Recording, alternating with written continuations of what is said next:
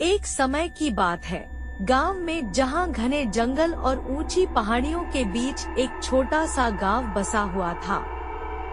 वहां 3 बहादुर बच्चे रहते थे, राजू, गीता और अमित। ये हमेशा नई नई चुनौतियों को खोजते रहते थे। एक दिन अक्टूबर के महीने में जब बादलों ने गांव को अपने आवरण से ढक लिया था, ये तीनों बच्चे एक अजनबी जंगल के पास पहुँचे।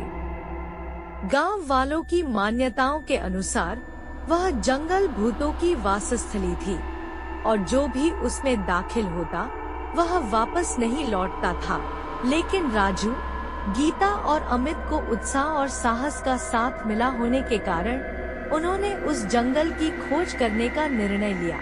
जैसे ही वे जंगल के अंदर गए, वहाँ के पेड़ पौधों की भीड़ में अनजाने रूप से खौफनाक शब्द सुनाई दिए। हवा में बदलती थी और रास्ता कुछ भयानक लग रहा था।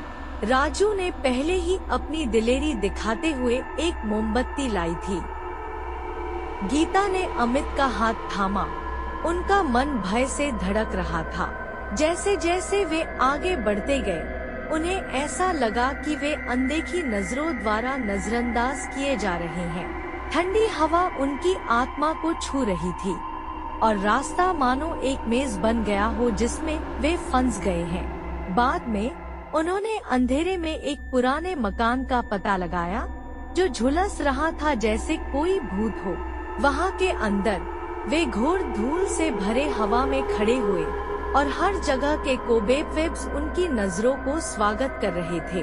जैसे ही वे मकान के अंदर आ गए, उन्होंने पुरानी बिगड़ी हुई तस्वीरों से भरी एक कमर देखी।